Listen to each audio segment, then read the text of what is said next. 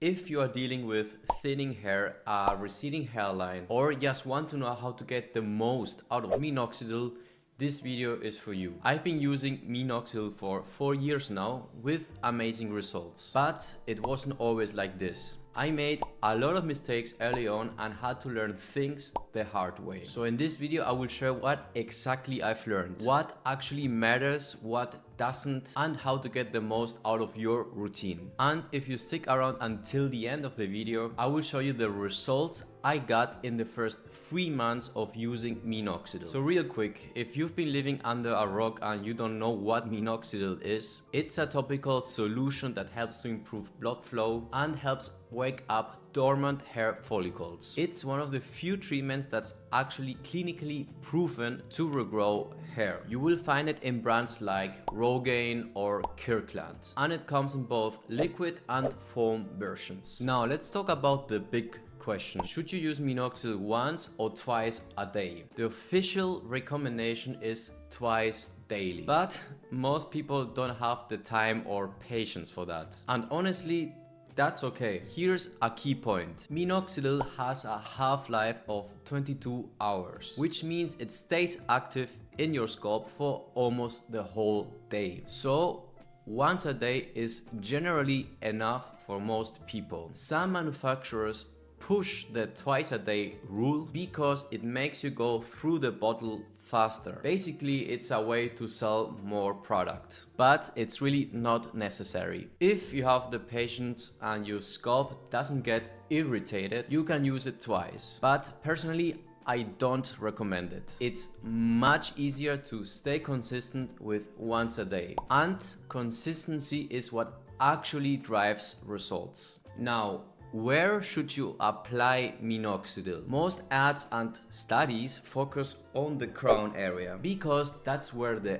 FDA trials were done. The honest truth is it works everywhere where you apply it and there is hair. So you should generally focus on the areas where your hair is thinning the most. In my case, I only apply it on my hairline because my worst part of thinning is still in the temple area. Even though I only applied it there, the rest of the scalp benefited too. That's because Minoxidil can travel a little bit and reach other areas of your scalp too. You can see this before and after picture of me, where it's clear that my overall hair density improved, not just in the areas where I applied it, but also in the rest of my scalp. Of course, always make sure that your scalp is dry and clean before applying Minoxidil. Now, a question I get all the time: can I make Minoxidil work faster or better? Yes, that's where microneedling comes in. Several studies show that microneedling can actually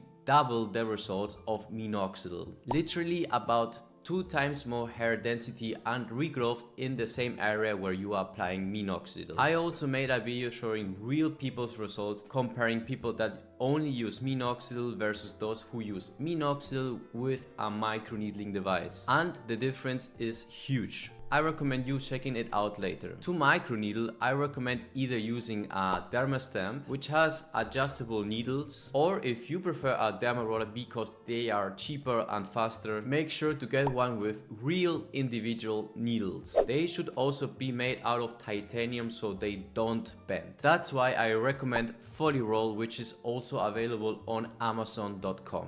Microneedling works especially well in the areas where you are focusing on, like on your hairline or your temples, and really helps to maximize the results of Minoxidil. There are a few common mistakes I see people make with Minoxidil. First, if you miss a dose, don't try to double up the next one. It won't make your hair grow faster. Second, 1 milliliter per application is enough. It's about even coverage, not about soaking your scalp. A little goes a long way. And finally, make sure to let it dry completely before going to bed or using any other products, especially if you're using the liquid Minoxidil. I personally use Minoxidil 1 hour before going to bed. That way I make sure it dries before I go to sleep. These small details might seem minor, but over time they can make a huge difference in your results. Okay, let's cut to the chase and see my results. The first picture was taken 1 day before starting the treatment. Huge loss of density, especially in the temple area.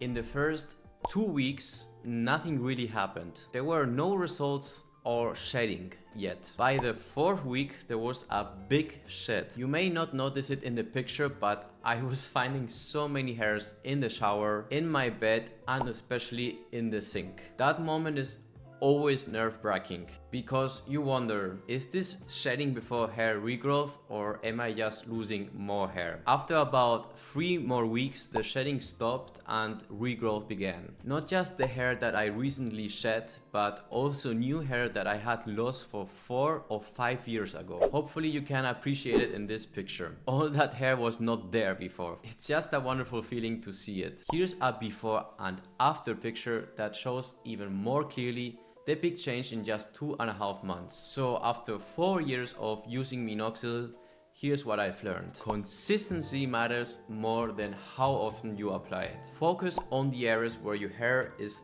thinning the most. The rest of your scalp can benefit too. If you want to really boost the results, adding microneedling once a week can really make a huge difference. Keep your routine simple, stick with it, and over time you will see progress. If you want to see the video I've made of real people's results using microneedling versus microneedling with Minoxidil, click here. Until next time, I wish you a happy hair journey. Bye.